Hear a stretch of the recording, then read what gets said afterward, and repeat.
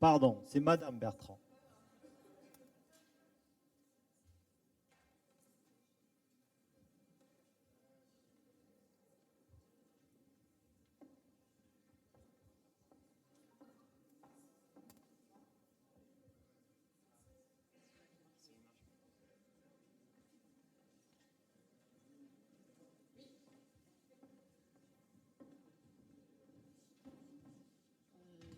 Alexis?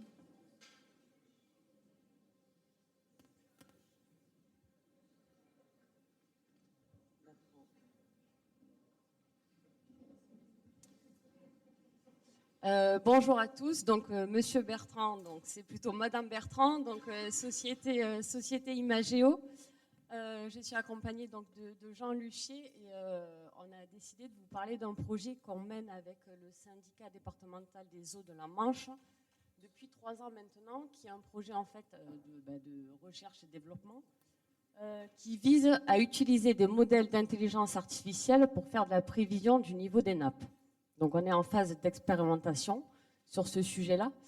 Pourquoi on s'intéresse à ce sujet? Parce que au sein de la société Imagéo, on a développé un outil d'aide à la décision qui permet de suivre les ressources en eau, notamment vis-à-vis du risque sécheresse et de l'exploitation des ouvrages de prélèvement. Cet outil s'appelle EMI. C'est une solution numérique qui est couplée à une expertise environnementale qui est développée donc en propre par les équipes d'Imagéo, donc des hydrogéologues, des développeurs informaticiens, des data scientists, et tout le monde travaille ensemble pour en fait fournir une lecture simplifiée, ou en tout cas facilitée, de ce qu'on observe en fait dans les eaux souterraines. Les principaux volets de MI, donc un premier volet, les présentations précédentes, notamment l'Agnan-Trégor Communauté fait des suivis piézométriques des pompages d'essai. Donc l'idée, c'est bien évidemment de suivre le risque de sécheresse sur les ouvrages de production et également de façon plus globale sur les piézomètres dans les nappes. Et ensuite, le deuxième volet, comme on a parlé hydroassistance, concerne en fait le patrimoine de production et l'anticipation de la dégradation des ouvrages de prélèvement. Bon, tout ça pour dire que, une fois qu'on a fait ce constat-là, il y a un risque de sécheresse, nos ouvrages se dégradent. Mais en fait, est-ce qu'on ne peut pas anticiper un petit peu ces risques de sécheresse? D'où le projet de R&D qu'on a mené. Pour vous expliquer un petit peu, Jean va nous dire peut-être comment fonctionne EMI, que ça ne sort pas de nulle part, et qu'est-ce qu'on fait plus en détail. Merci Marjorie. Donc là, j'ai juste remis un petit schéma pour vous expliquer un petit peu le fonctionnement de notre plateforme. Donc l'idée, en fait, ça va être de centraliser l'ensemble des données sur l'eau qu'on va avoir sur un territoire, puisque souvent, elles vont être issues de sources qui sont diverses. On va avoir les piézomètres sur Hadès, on va avoir des minimètres sur l'hydroportail, on va avoir des données météo qui sont encore issues d'autres plateformes. Donc l'idée, ça va être de centraliser dans une même plateforme toutes ces données, donc des données open data, mais aussi des données qui sont issues des supervisions. Donc par exemple, quand on est une collectivité, qu'on a un ou plusieurs exploitants, délégataires, on va pouvoir récupérer l'ensemble de ces données et les mettre sur la plateforme pour pouvoir les observer, les croiser avec l'ensemble des autres données issues des bases publiques, par exemple. Voilà, donc on va centraliser ça. Et ensuite, l'idée, au-delà de les avoir rassemblés et de pouvoir les afficher, on va essayer de les valoriser, donc venir calculer des choses dessus, des indicateurs, pour en tirer de la valeur supplémentaire. Donc c'est un petit peu l'idée aussi avec ces algorithmes d'intelligence artificielle dont on va parler. Et j'en profite pour faire une petite parenthèse là sur les données, notamment les données de production, puisque sur les présentations précédentes, on a insisté sur l'importance des diagnostics, l'importance des bilans d'exploitation. Et là, du coup, moi, j'aimerais aussi dire l'importance de la donnée de production et d'avoir le suivi de cette donnée de production en continu, puisque c'est aussi du patrimoine pour vous, ces données de production. Et grâce à ces données, vous allez pouvoir en tirer de l'information pour anticiper des problèmes de maintenance. Donc nous, des problèmes d'exploitation, pardon. Donc on va par exemple pouvoir calculer en continu le débit spécifique, suivre tout ça sur les ouvrages et donc permettre d'anticiper des problèmes. Donc, je referme cette parenthèse et je vais parler un petit peu plus en détail de cette partie prédiction. Donc on est parti sur des modèles d'intelligence artificielle qui est une approche un petit peu différente d'une approche standard. Parce que la volonté, en fait, c'est d'avoir une prédiction quotidienne du niveau d'une nappe phréatique à 90 jours.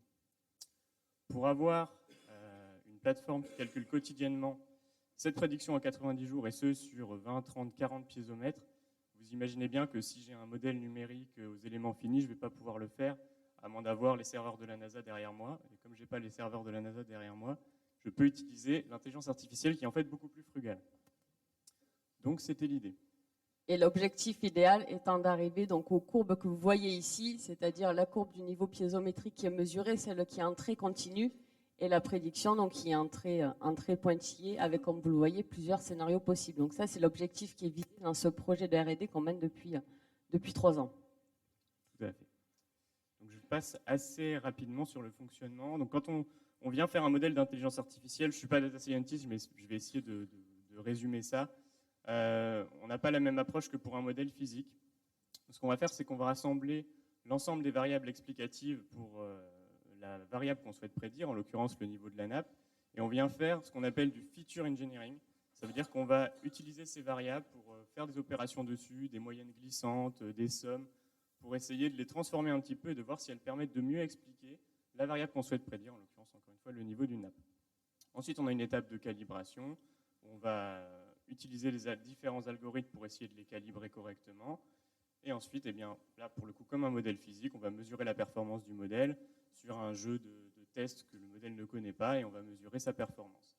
Et ensuite, une fois qu'il est en production et qu'il va tourner tous les jours, eh bien, ce modèle va pouvoir se réentraîner, apprendre des nouvelles choses, des nouveaux événements qui arrivent, et donc pouvoir s'améliorer au fur et à mesure.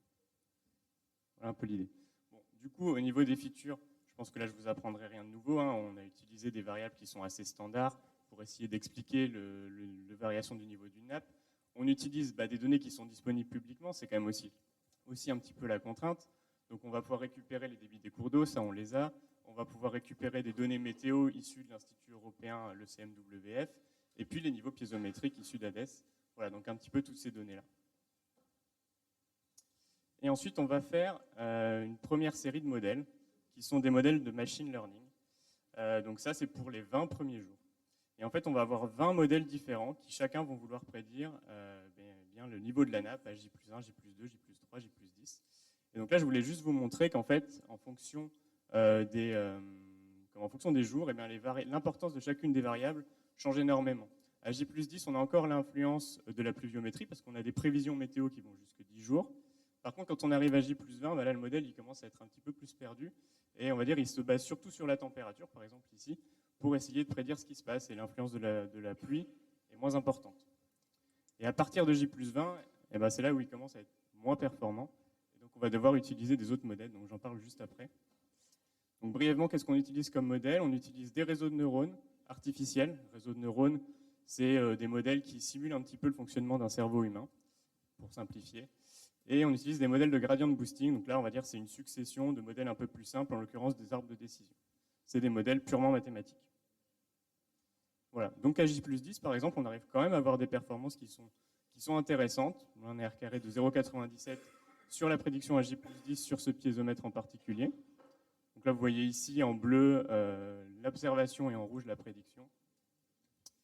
Et ensuite, quand on arrive de J+20 à J+90, là, ça se complexifie un petit peu. On arrive plutôt sur de la variation saisonnière. Et là, on va utiliser d'autres modèles. En l'occurrence, on utilise le modèle qui s'appelle Prophet, qui est développé par Facebook, et qui, en fait, va décomposer la série temporelle en différentes composantes, des composantes de saisonnalité et des composantes de tendance. Et il va pouvoir essayer de prédire ce qui peut se passer à 90 jours uniquement à partir de la chronique piézométrique. Voilà, donc ça va donner ça, par exemple. C'est un modèle qui, aujourd'hui, est moins performant. C'est celui qu'on essaie d'améliorer parce que, voilà, on voit qu'en moyenne, il arrive plutôt bien à prédire ce qui se passe, mais sur des événements un petit peu particuliers, il ne va pas réussir à voir ce qui se passe et il ne va pas l'anticiper. C'est un peu le problème. Voilà. Alors ça, c'est pour la partie un petit peu d'explication. Si vous voulez plus de détails, bien sûr, on est sur le stand, on ne va pas monopoliser la parole ici. Le système, je vous l'ai dit, c'est un R&D donc sur le syndicat départemental de la Manche. Alors du coup, on s'est permis de mettre la carte du scénario au 1er mars 2023, donc dans 15 jours. Vous pouvez prendre la photo et peut-être on se revoit dans 15 jours et on voit si c'était juste ou pas. Quoi qu'il en soit, Jean, j'ai quand même une question là-dessus parce qu'on voit qu'on utilise des modèles différents sur les 20 premiers jours et après de 20 à 90. Le retour d'expérience sur la sécheresse 2022 qui a été quand même un petit peu particulière, on le sait parce que On en parle avec pas mal de nos clients qui font du suivi de la prédiction. Qu'est-ce qu'il en a été en 2022? Alors, très bonne question, Marjorie. Qu'est-ce qui s'est passé en 2022? Et bien, effectivement, comme j'en ai parlé juste avant, le modèle à 20 jours a plutôt bien performé. En revanche, le modèle entre 20 et 90 jours, lui, a raté essentiellement sur pas mal de piézomètres ce qui s'est passé, puisqu'en fait, par définition, il apprend sur ce qui s'est passé avant, et ça, il ne l'avait jamais vu. Donc, comme il ne l'a jamais vu, il ne comprend pas ce qui se passe, et du coup, il a moins bien performé. Et donc ça, c'est des pistes qu'on doit aujourd'hui améliorer pour améliorer notre variation saisonnière.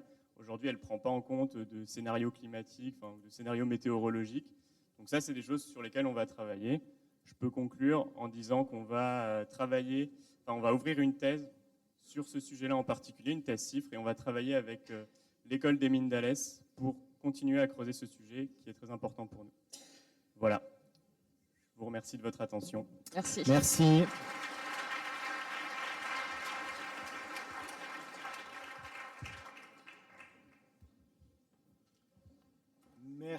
Les questions, c'est après.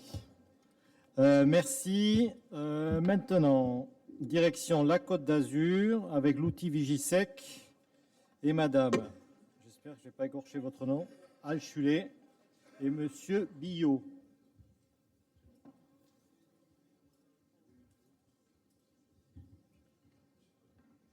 Allez, comme les autres 10 minutes. Donc. Merci. Bonjour. Bonjour, donc Séverine Alchuler. On travaille avec Félix Billot à la régie Eau d'Azur. Donc c'est la régie d'eau potable assainissement depuis peu qui est présente sur le territoire de la métropole Nice-Côte d'Azur. Donc c'est 51 communes. Hop. Voilà, donc 51 communes. On va vous présenter un outil qu'on a développé cet été en interne suite aux problématiques sécheresse rencontrées. Donc on a un territoire donc sur le département des Alpes-Maritimes. Vous voyez le périmètre de la métropole qui est également le périmètre de Haut d'Azur, qui donc est à peu près un tiers des communes du département. Et donc on a un bassin versant du Var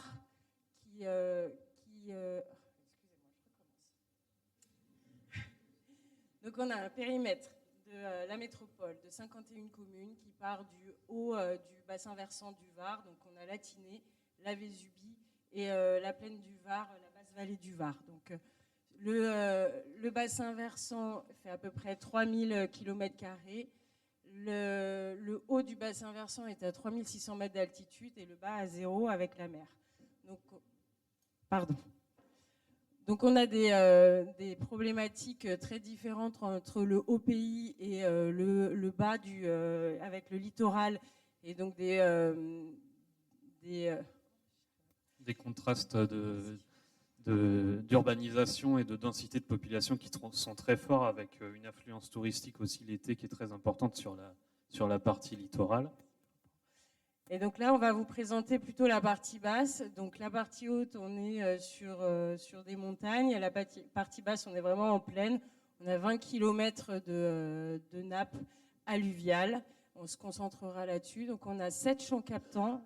Donc sur les 8 champs captants de la basse vallée, 7 sont gérés par Eau d'Azur. Donc on retrouve une partie basse proche de la mer, les sagnes, les prairies, les Pugets. Et ensuite, on a plutôt un système haut de la basse vallée du Var, on va dire, avec 4 champs captants, dont un de secours qui est le Roguez. À savoir quand même que le système, donc on alimente de Antibes, la basse vallée du Var permet l'alimentation entre Antibes et Monaco, voire jusqu'à Menton, donc quasiment l'Italie.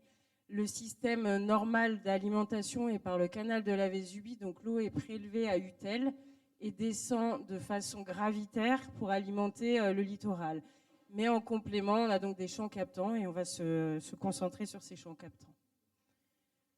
Donc la problématique de cet été, donc avec une sécheresse record, on a été sous arrêté préfectoral à partir du mois de mars, qui n'est jamais arrivé sur le secteur. On a toujours eu en fait la vision d'une nappe très productive et qui, avec un château d'eau, puisqu'on a les Alpes juste derrière, donc on n'a jamais eu de problématique de sécheresse, ou très peu. Donc là, par contre, cet été, la situation a complètement changé avec des risques de dénoiement de champs captants, donc plutôt ceux qui sont situés à l'amont, avec des sulfates aussi, avec la dissolution du gypse. Ensuite, sur le champ captant le plus à l'aval, on a plutôt des problématiques de biseau salé, avec le polder de l'aéroport qui a été pris sur la mer et l'estuaire du Var qui est reporté là. Donc on a fait une coupe très schématique qui permettait d'expliquer à notre direction sur les 20 km de la plaine, puisque les problématiques rencontrées ne sont pas du tout les mêmes. C'est-à-dire qu'au Sagne, on est sur la partie là, on a une nappe qui est plutôt de 80 mètres de profondeur avec des couches d'argile et donc une problématique d'intrusion saline. Nos ouvrages sont représentés par les points en gris. Donc on a des ouvrages qui sont situés essentiellement sur la nappe superficielle. Et plus on monte dans la plaine, et plus on se retrouve avec une... donc ce sont les alluvions, et en orange, les poudingues. Donc on se retrouve... Donc plus on monte dans la plaine, et plus on se rend compte qu'en fait l'épaisseur d'alluvion est faible, et donc ce qui a provoqué notamment des dénoiements, mais ça on en parlera après.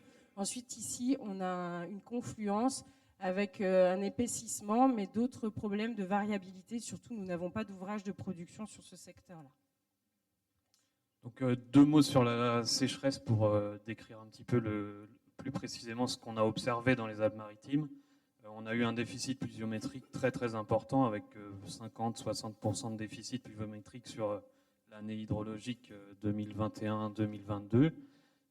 Donc on voit sur Nice qu'on avait environ 320-350 mm de pluie contre 800 d'habitude.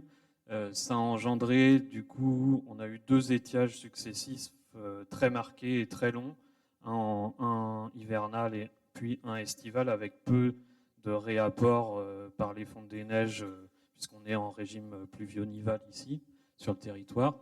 Et donc on a, du coup, ces 2 étiages ont réduit considérablement les débits des cours d'eau, avec un débit du Var qui est resté très faible la majeure partie de l'année.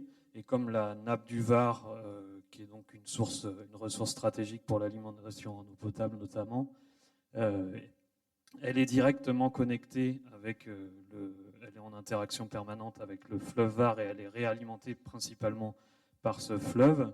Et ben on a eu un décrochage très important et jamais observé dans l'historique connu en tout cas de nos exploitants, avec vous avez la courbe ici en bas du champ captant du Bastion, donc qui est situé au nord de la basse vallée, avec donc un décrochage d'environ 8 mètres par rapport au niveau de décembre 2021 en décembre 2022, et donc une situation complètement inédite qui a mis en danger une partie de nos champs captants, notamment ceux les plus à l'amont. Ceux plus à l'aval bénéficient d'un marnage qui est moins marqué du fait notamment de la condition limite aval par la mer, mais où on devait être vigilant vis-à-vis du biseau salé. Donc voilà, donc on vous a mis quelques illustrations d'images satellites sur l'évolution temporelle du débit du Var au fil du temps. Je pense que tu peux passer assez vite pour qu'on garde du temps, voilà, parce qu'il reste plus que 3 minutes. Juste le lac qu'on voit en haut. Et voilà, et ce qui est marquant, c'est le lac du Broc, qui d'habitude est plein et qui est arrivé et qui s'est vidé petit à petit, puisque lui aussi est directement en interaction avec les niveaux de nappe.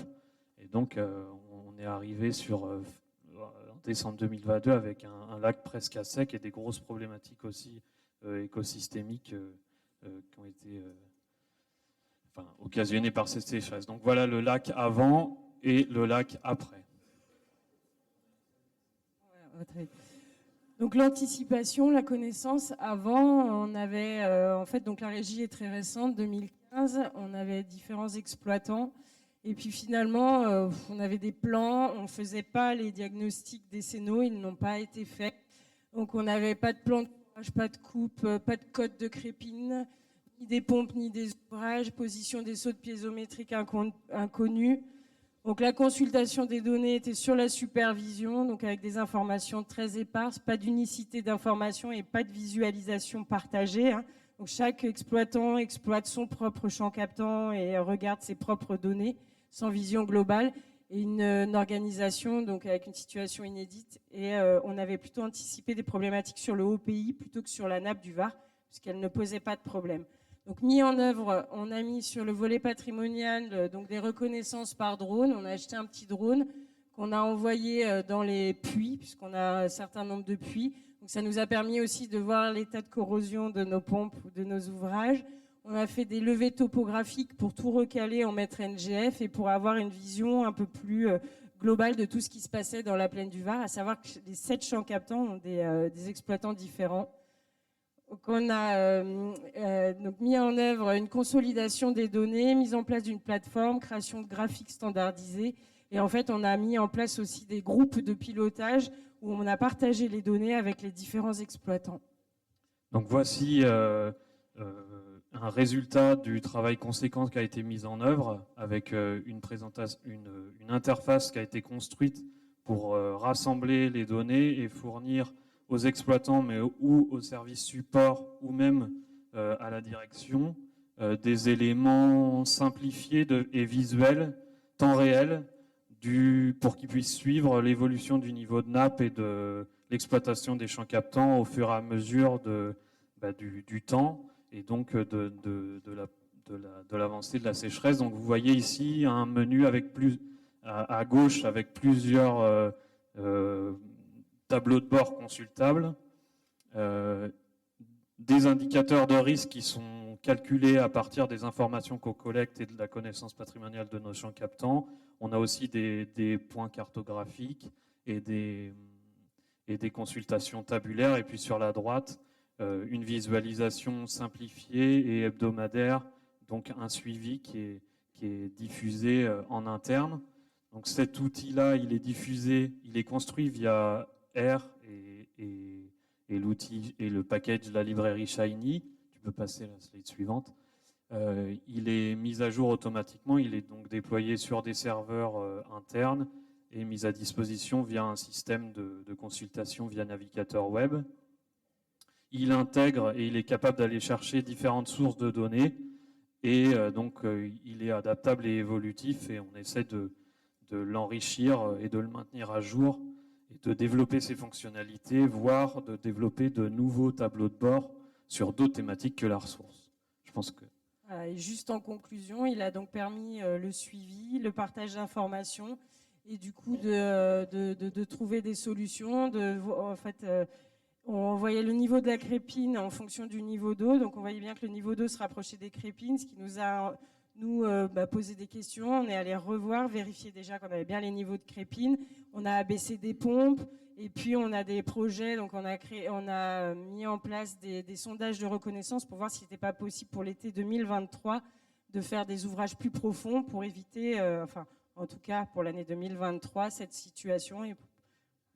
Ouais, donc il a permis une anticipation, une meilleure prise de décision surtout, à partir d'une connaissance qui était homogénéisée et d'une information unique diffusée aux divers services et à la direction.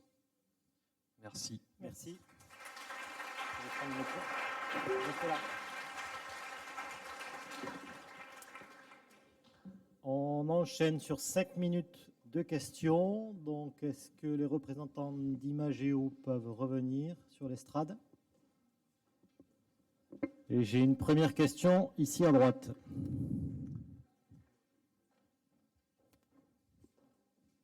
Oui, une question pour Imagéo, donc Marc Lambert, directeur Charenton. Et donc j'ai utilisé déjà les réseaux de neurones sur l'axe Sèvres. J'envisage de faire pareil sur la Charente, mais la question était la suivante. Vous allez avoir à faire des scénarios sur l'évolution du GIEC, par exemple, avec des réseaux de neurones, mais comme ce ne sera pas dans des historiques d'apprentissage, je voulais savoir si vous aviez prévu de cadrer par le complément d'historique d'apprentissage avec des simulations le réseau de neurones pour pouvoir l'utiliser de façon opérationnelle là-dessus. J'imagine que c'est quand vous parlez de couplage hydrogéologique, c'est la première question.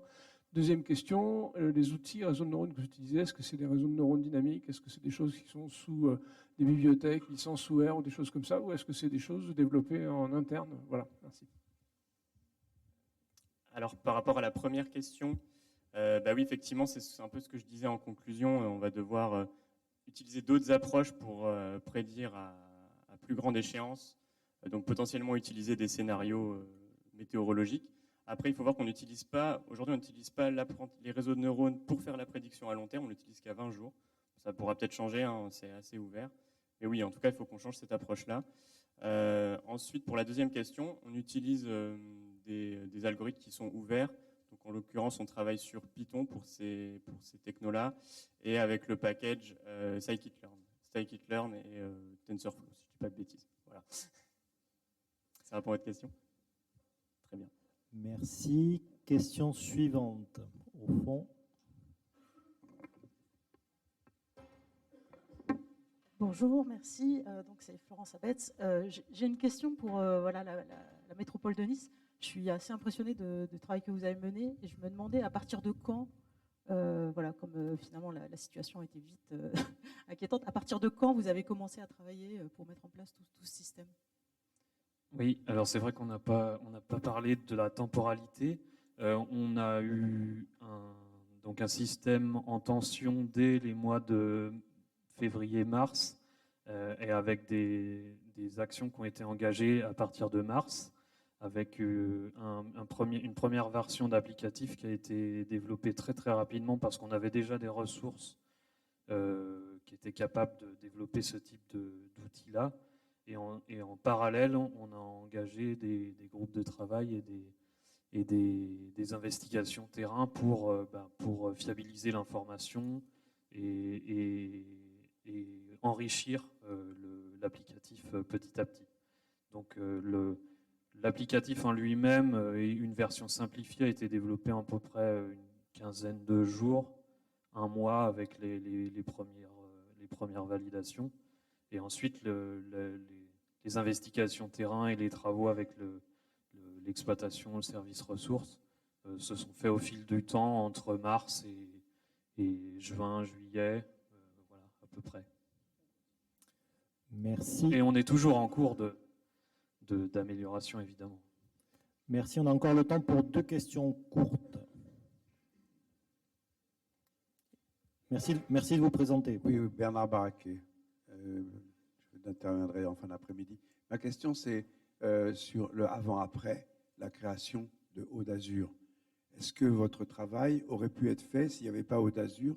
Autrement dit, est-ce que le fait de faire une métropole qui s'occupe directement de l'eau est directement responsable de l'amélioration de la connaissance? Parce que vous avez l'air de dire avant, tout le monde faisait son truc dans son coin. Enfin, bon, merci. Alors, je suis à la métropole depuis 12 ans, donc j'ai vu la création de Aude Azur. C'est surtout qu'on a un seul opérateur en fait aujourd'hui. Nous sommes les seuls sur tout le périmètre, donc on est plus facile d'avoir une vision globale. Et puis aujourd'hui, on est 650 collaborateurs. Donc on a des compétences en exploitation, des compétences de travaux. On fait des choses en interne. Donc je pense qu'il y a déjà une organisation. Après, effectivement, en termes financiers, alors c'est pas forcément pour la plaine du Var, mais le fait d'avoir tout harmonisé sur un bassin versant, et du coup, les moyens qu'on a techniques sur la partie littorale, on les met en œuvre pour le haut pays, et notamment ce qui s'est passé lors de la tempête Alex, puisque du coup, tout de suite, on a mobilisé un hélicoptère, on a fait des allers-retours, des personnes qui faisaient des travaux sur Nice sont montées pour accompagner, pour intervenir sur le terrain. Donc je pense qu'effectivement, il y a une belle évolution qui est liée à l'organisation. Et voilà. Merci. Alors je vois qu'on a épuisé le temps, mais ne vous inquiétez pas, il y a une pause qui va arriver maintenant, donc vous allez pouvoir échanger avec les intervenants. Je vous rappelle, la petite collation, elle est répartie sur les zones où il y a les stands des entreprises. Donc n'hésitez pas à vous déplacer, à discuter avec eux. on a fait en sorte que voilà, qu'il y ait de l'espace. Merci.